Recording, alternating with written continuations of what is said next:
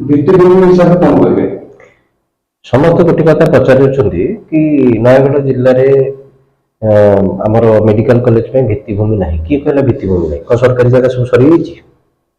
ନୟାଗଡ଼ ମେଡିକାଲରେ ଯେତିକି ଯଦି ଜାଗା ଅଛି ତାକୁ ଯଦି ସିଷ୍ଟମେଟିକ କରାଯିବ, ଯୋଉ ପ୍ରାଇଭେଟ ଅନୁଷ୍ଠାନ ଗୁଡିକ ହଉଛି ମେଡିକାଲ କଲେଜ ଗୁଡିକ ହଉଛି, ସେ କଣ ଭିତ୍ତିଭୂମି ଶହ ଏକର କରୁଛନ୍ତି?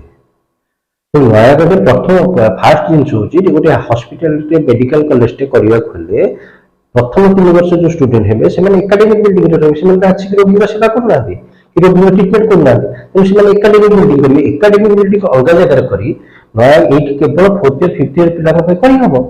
100 ସିଟ୍ ନ ହଉଛି 50 ସିଟ୍ କରିହବ। ଆଟଲିଷ୍ଟ ଆମେ ଏଠି ଲୋକଙ୍କୁ ଭଲ ସେବା ପାଇପାରିବେ, ସ୍ୱାସ୍ଥ୍ୟ ସେବା ପାଇପାରିବେ।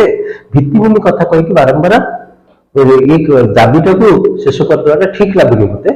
ନୟାଗଡ଼ରେ ଯଦି ଭିତ୍ତିଭୂମି କରିବାର ଅଛି, ଗୁଡ଼ାଏ ସେ ସରକାରୀ ଜାଗା ରହିଛି ଯୋଉଠିକି ବର୍ତ୍ତମାନ ଆପଣ ଦେଖିବେ ବଲାଙ୍ଗୀ ପାର୍କ ହବାର କଣ ଗୋଟେ ଥିଲା, କିନ୍ତୁ ସେଇଟା ହେଇପାରିଲା ନା ହେଇପାରିଲାନି।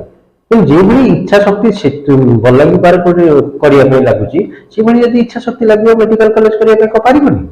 ତେଣୁ ଏସବୁ ଜିନିଷ ହଉଛି କଣ, ଆମ ନୟାଗଡ଼ର ଲୋକଙ୍କର ଗୋଟେ ଅଭାବ ରହୁଛି, ସମନ୍ୱୟର ଅଭାବ ରହୁଛି। ସେମାନେ ଯେତେବେଳେ ମେଡିକାଲକୁ ଆସନ୍ତି ସେଇ ସମୟରେ ହିଁ ସେ ଦୁଃଖ କଷ୍ଟଟା କୁହନ୍ତି, କିନ୍ତୁ ପରକ୍ଷଣରେ ସେ ଦୁଃଖ କଷ୍ଟକୁ ଭୁଲି ଯାଆନ୍ତି। ଯାହାଫଳରେ ଠିକ ଏଇ ଯୋଉ ନିର୍ବାଚନ ପୂର୍ବରୁ ଏ ଦାବିକି ସେମାନେ ପଚାରନ୍ତି ନେତାମାନଙ୍କୁ କି ଆମର ସ୍ୱାସ୍ଥ୍ୟ ସେବା କଣ ହବ, ସେ ବିଷୟରେ ପ୍ରଶ୍ନ ଆସୁନି। ତେଣୁ ଭିତ୍ତିଭୂମି ରହିଛି, ଏଇଟା କହିବା ଭୁଲ କି ଭିତ୍ତିଭୂମି ନାହିଁ।